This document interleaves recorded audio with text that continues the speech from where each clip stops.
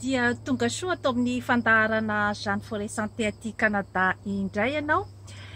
Ity fandaharana androany ity zany dia fandaharana be mpanontany izy ity betsaka ny mandefa fanontaniana aty amiko zany ny hoe ahoana ny fomba atao raha ohatra ka te hifindra monina aty Canada.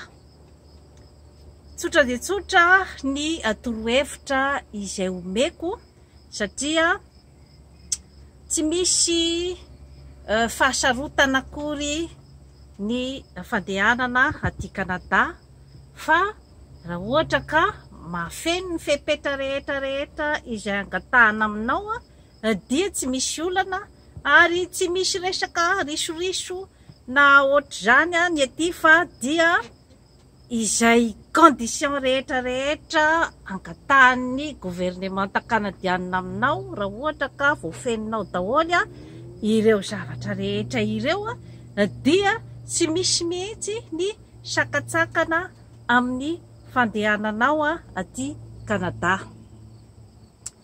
Ny fandehanana aty zany dia misy karazany maro ny fomba andehanana aty zany, dia eo ny ataontsika hoe zany hoe statut na résident permanent, misy koa ny visa touriste, misy ny visa étudiant, misy ny permis de travail ao anatin'ny 6 mois, misy ny regroupement familial. Ka izany zavatra rehetra izany dia azonao angatahana daholo any amin'ny consul de Canada zany any Madagascar Antananarivo, ny information rehetra zany momba an'izay zavatra rehetra izay arakaraky ny zavatra tadiavinao ihany. Ka ny adresy izay mety azahoanao ny consul de Canada any Antananarivo zany dia ao amin'ny consulat Canada Antananarivo, immeuble fitaratra P0 box 12085 poste Zoom Akorondrano Antananarivo 101. Ary ny telefona izay azahoanao ny consul du Canada zany dia ao amin'ny 22 397 37 35.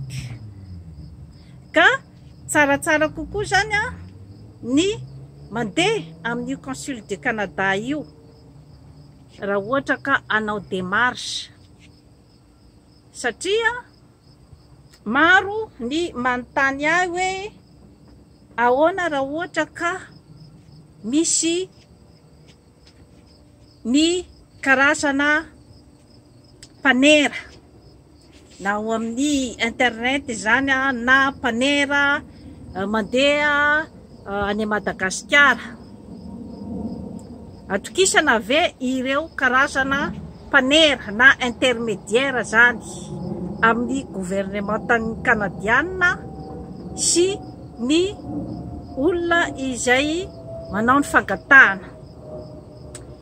Dia ny valiteniko amin'ny zavatra toy ireny dia ny hoe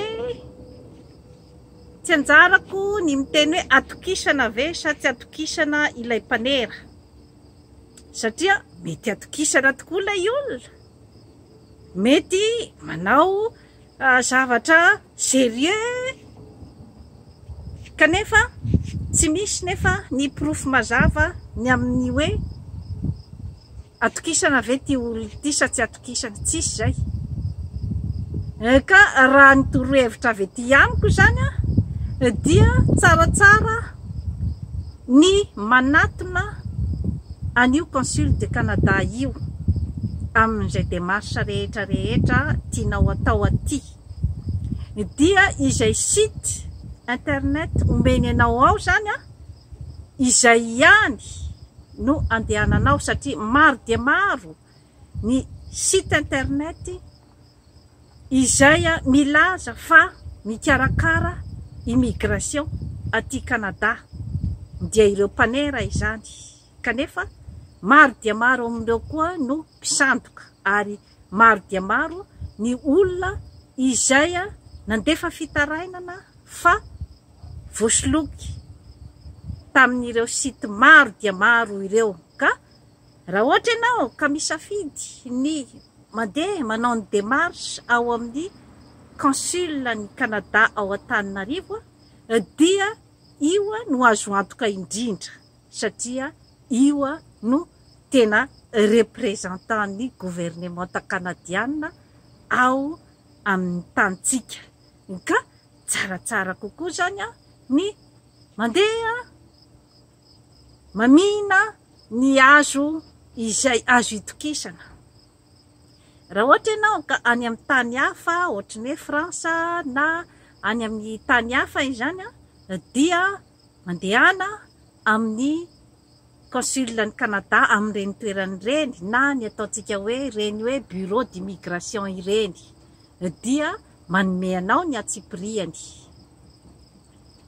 Tsy misy zavatra sarotra ny fanaovana immigration aty, fa atao vonona fotsiny ny vola izay misy maromaro amin'ny arivony maro, ny vola izay angatahan'ny gouvernement canadienne, atao vonona ny dossier, ary ny dossier izay omenao rehetra rehetra dia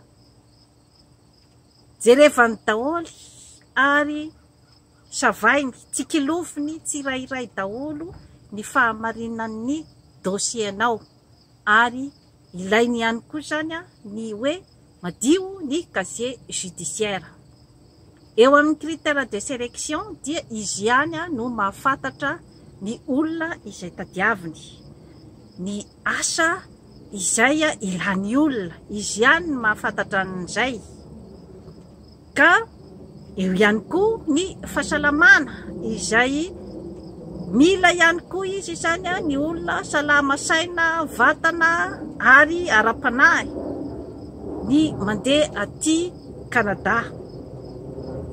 Dia toy izay indray tompoky lahy sy tompoky vavy no azo natolotra anao anio, manaova abonnement amin'izany forêt santé aty Canada fa hanatsara ny fiainanao. Ary dia mbola atoroko maromaro eto zany ny pitsopitsony rehetra ny amin'ny fandehanana aty Canada, ary ny fomba fiainana aty Canada, ary ny hoe manahoana izany Canada izany. Bye bye.